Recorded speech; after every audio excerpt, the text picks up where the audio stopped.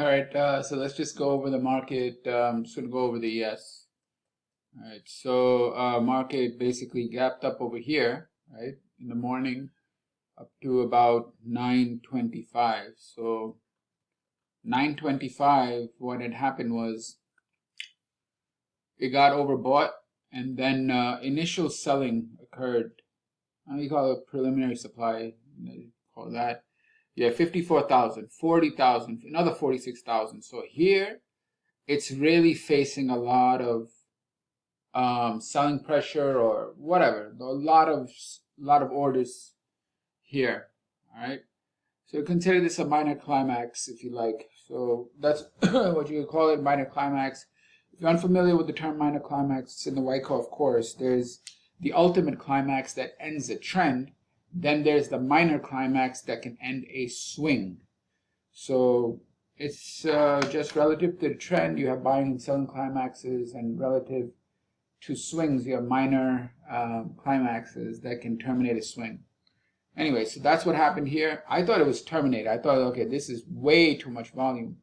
There's way too much volume. Biggest volume in 21 bars. So 54,000, another 40,000, 46,000, and then it pulls back some.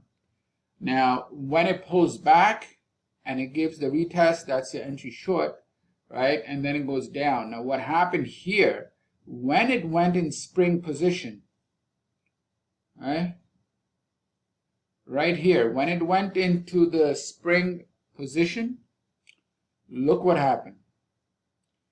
Someone came in and bought support. And this is their print right there. So as soon as it went into spring position, and it seems like, you know, maybe one side is trying to break it, but there's a lot of effort reward and bag holding right here. Someone, you know, whatever they're trying to sell, someone's like, okay, you know, keep selling, I'll keep buying.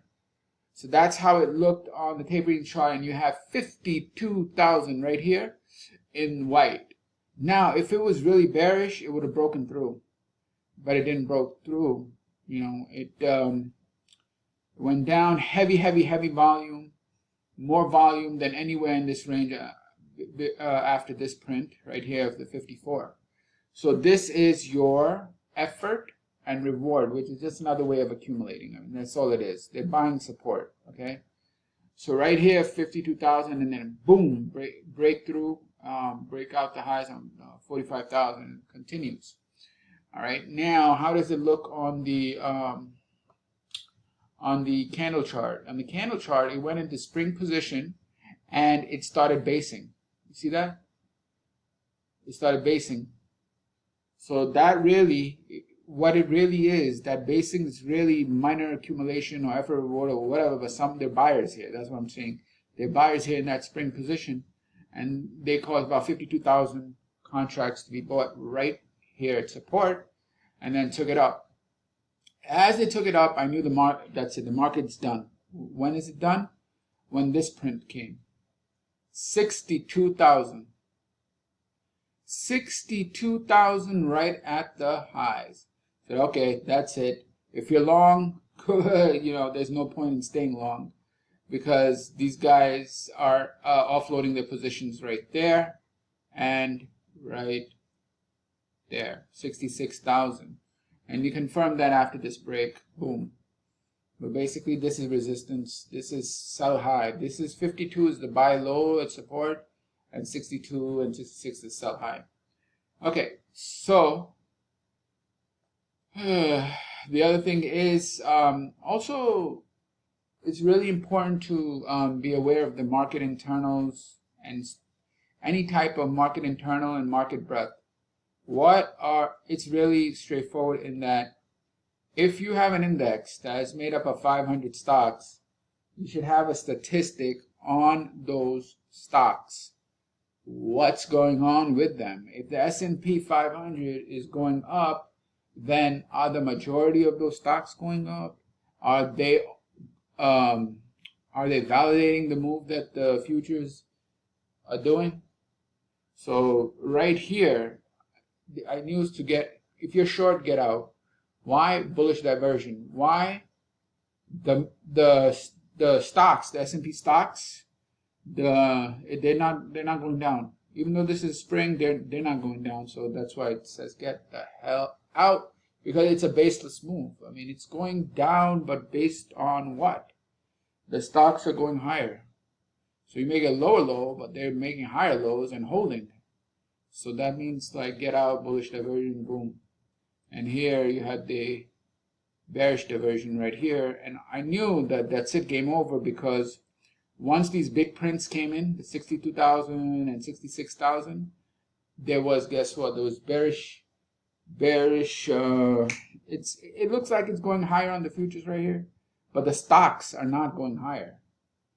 So if you have resistance selling, and the bearish diversion, meaning the stocks on the S&P stocks are not going higher, there's no reason to stay in the trade. Same here. If you have buying